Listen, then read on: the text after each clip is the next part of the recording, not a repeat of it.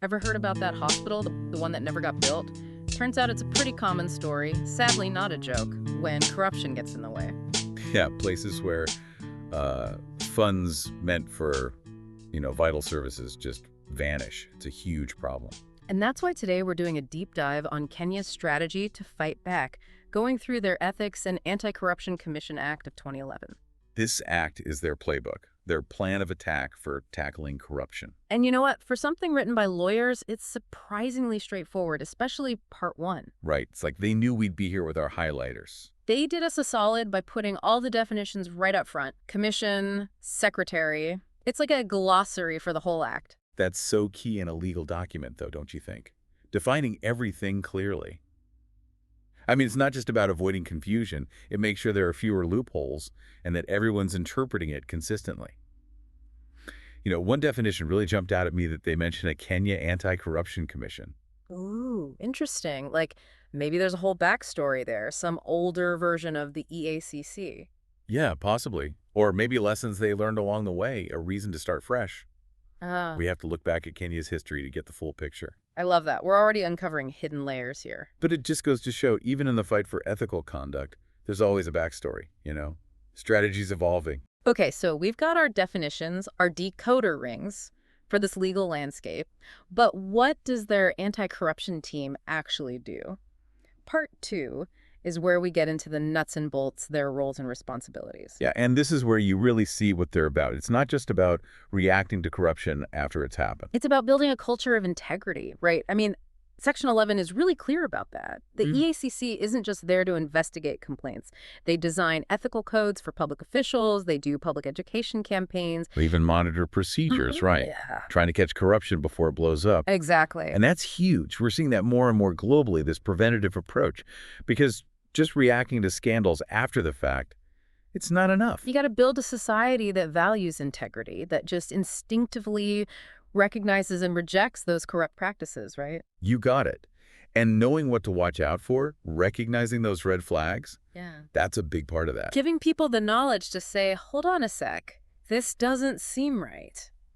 Now, Section 13 is where it sounds like things could get really interesting.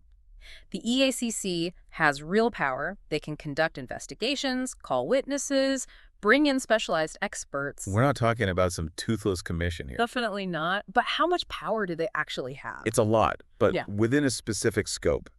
They're not like a traditional law enforcement agency, right? Right. They're more like a specialized investigative body. Right. They uncover the truth, build the case, and then usually hand it off to the Director of Public Prosecutions. So it's more of a team effort. Right. Checks and balances. They gather the intel, and the DPP takes it from there. Okay, let's move on to part three, which is all about the money. And let's be real, that's usually where corruption starts. You said it. Transparency in their finances is absolutely essential. And it looks like they take that seriously, Section 22, right?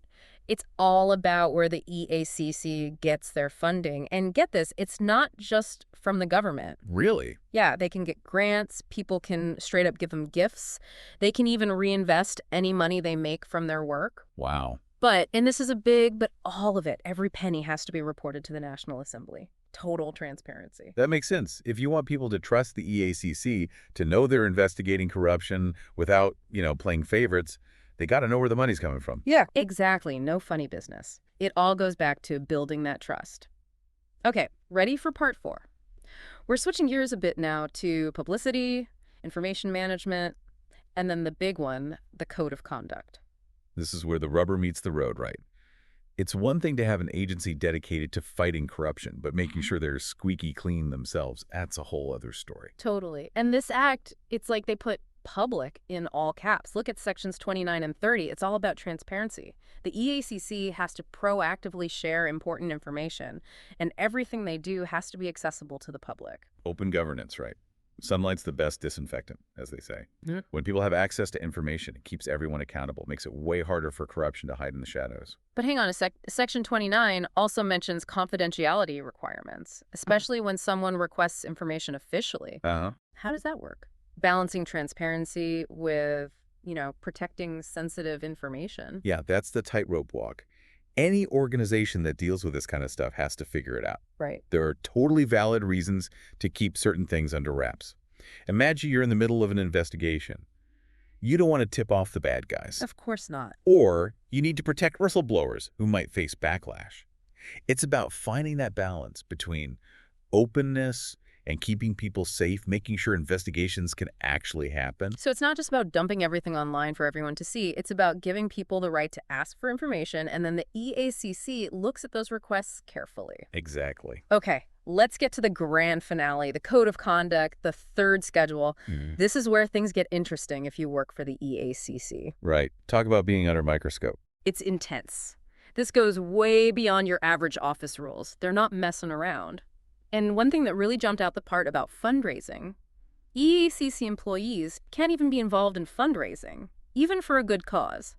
How common is that? It sounds kind of extreme, but think about it. Their whole reputation depends on them being absolutely spotless. Oh, I see. No conflicts of interest, no perception of favors being owed. It's all connected. Right. Even if it's for a good cause, fundraising can raise eyebrows. It's all about avoiding that, even the appearance of something shady. Wow. They're playing 4D chess with ethics over there, thinking several moves ahead. Absolutely. It's about setting the bar crazy high, being the gold standard. The message is clear. We hold ourselves to this standard, and that's what we expect from everyone else. Okay, so we've seen how it all works on paper. The structure, the powers, the funding rules. But how does this actually play out in the real world? How does this act make a difference when it comes to everyday corruption in Kenya? That's the big question, right? You can have the best laws in the world, but if they just stay on paper, they don't really change anything. It's about changing the whole culture, isn't it? Making sure those laws actually lead to less corruption, more accountability, all of that. Exactly. You want people to feel a responsibility to act ethically. A society where corruption isn't just, frowned upon, but actually rejected. And that's the tricky part, right? You can't just pass a law and suddenly everyone has a change of heart. Right. The law sets the rules, but real change. That takes people deciding that corruption is wrong and that they're going to do something about it.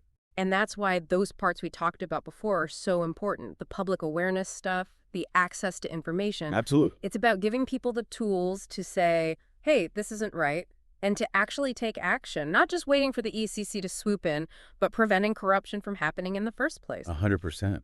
It's about creating an environment where corruption can't really take hold because everyone's watching, everyone knows what's up, and they're not afraid to speak out. Which brings us to a really interesting question, something I hope you'll think about after today's deep dive. Yeah.